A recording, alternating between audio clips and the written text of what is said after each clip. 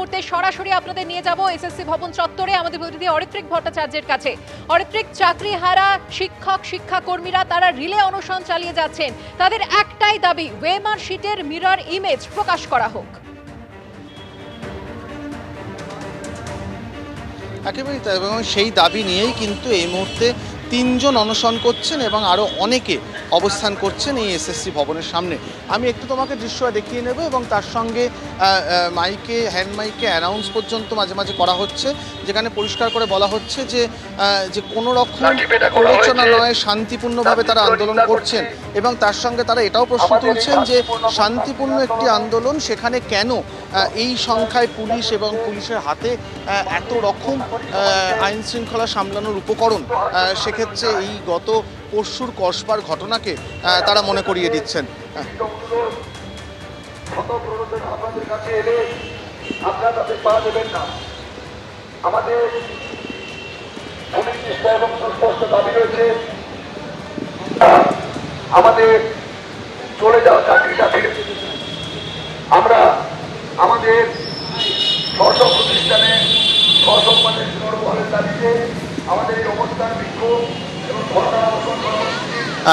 শুনতেই পেলে তুমি ঠিক কি বক্তব্য রয়েছে এখানে, এবং আরও একবার যারা অনশন করছেন তাদের সঙ্গে কথা বলে নেব যে ঠিক কি দাবি। কারণ একটু আগেও আপনারা মাইকে বলছিলেন যে পুলিশের এত অ্যারেঞ্জমেন্ট কেন, এত পুলিশের ব্যবস্থা, বিশেষ করে কসবায় পরশু যে ঘটনা ঘটেছে তারপর কি এই অবস্থা, এটাতে কি আপনারা কিছুটা চিন্তিত?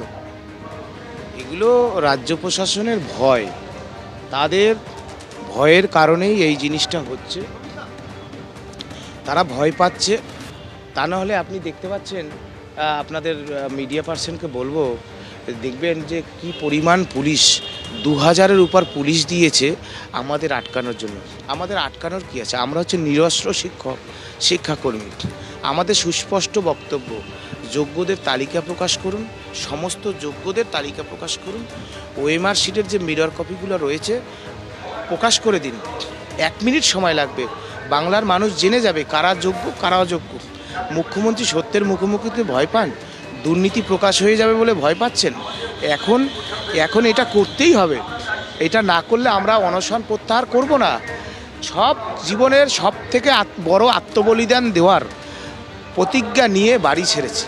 একটা কথা বলুন, যেভাবে কসবার ঘটনার পর কলকাতা পুলিশ বারবার বলছে যে আপনাদের তরফ থেকে প্ররোচনা ছিল, সেই জায়গা থেকে কি আপনারা বেশি সতর্ক? এই যে বারবার ঘোষণা করা হচ্ছে যে কোনো প্ররোচনায় পা দেবেন না, এই ঘোষণাগুলো আপনারা? আমরা ঘোষণা এই কারণে করছি, কারণ আমাদের মধ্যে অনেকে থাকতে পারে যে একটা বিভেদ সৃষ্টি করে দিল, কিন্তু আমরা যোগ্য যারা চাকরিয়ারা, আমাদের মধ্যে তো বিভেদ হওয়া উচিত নয়। কেউ যাতে প্ররোচনায় পা না দেয় এবং পুলিশ যাতে সুযোগ না পায়। এই যে একটা মিথ্যে কথা বলছে যে কসবায় আমাদের শিক্ষকদের লাঠি মারলো, লাঠি চালালো, মিথ্যে মামলা দিল, আবার একটা মিথ্যে কথা বললো, এই যাতে কোনো সুযোগ না পায় সেজন্য আমরা প্রচার করে জানিয়ে দিচ্ছি যে আমাদের বক্তব্য কি, আমরা পিসফুল ডেমনস্ট্রেশন করছি এবং অহিংস পথে নিজের হারানো চাকরি ফিরে পাওয়ার জন্য অনশনে বসছি। বাংলার মানুষকে আপনাদের মিডিয়ার মাধ্যমে জানাচ্ছি, শিক্ষকরা আজকে আপনারা স্কুলটা বয়কট করে দিন, আমাদের পাশে থাকুন। সমস্ত শিক্ষকরা, পুরনো শিক্ষকরা, দীর্ঘদিন শিক্ষকতা করছেন, আমাদের পাশে থাকুন। এই অন্যায় মেনে নেওয়া যায় না। করবো যে এই যে এত পুলিশের অ্যারেঞ্জমেন্ট, আমরাও কিছুক্ষণ আগে ক্যামেরায় দেখাচ্ছিলাম, একটু কি মানে আতঙ্কিত বা চিন্তা, কেন এত? আতঙ্কিত হওয়ার কিছু নেই। ছোট থেকে আমরা এই শিক্ষায় শিক্ষিত হয়েছি এবং বিগত 7 বছর ধরে এই শিক্ষাটাই দিয়ে যাচ্ছি যে আমাদের যদি দাবি ন্যায্য থাকে, তার বিরুদ্ধে যদি কোনো অস্ত্র থাকে, তাতেও আমরা ভয় পাই না। বুঝতেই পারছো যে বিশেষ করে কসবার ঘটনার পর শিক্ষকরাও কিন্তু সতর্ক এবং তারা বারবার বলছেন যেন প্ররোচনায় পা না দেওয়া হয়, এবং সেই অ্যানাউন্সমেন্ট এখনও চলছে বারবার প্রত্যেকটা অংশে। কারণ একটা বিস্তীর্ণ অংশ ধরে শিক্ষকরা রাস্তায় বসে আছেন, এখানে চাকরিহারা শিক্ষকরা, তারা কিন্তু বারবার এই একই কথা বলছেন যে প্ররোচনায় পা দেওয়া যাবে না। এবং শুধু এখানে যে চাকরিহারা শিক্ষকরা রয়েছেন তা নন, অন্যান্য যে সংগঠন তারাও কিন্তু বেশ কয়েকজন আসতে শুরু করেছেন, এবং যেখানে অনশন মঞ্চ তৈরি হয়েছে অস্থায়ীভাবে, তার পাশে পরিষ্কার করে লেখা হয়েছে যে রাজনীতি এখানে জড়াবেন না, কিন্তু সাধারণ মানুষের প্রতি তাদের একটা অ্যাপিল রয়েছে যে তারা যেহেতু পুরো ঘটনাটা দেখেছেন, পুরো ঘটনাটা সাক্ষী, তারা যেন এখানে আসতে পারেন, তারা তাদের আন্দোলনে সহমর্মিতা দেখান, এই দাবিও রয়েছে।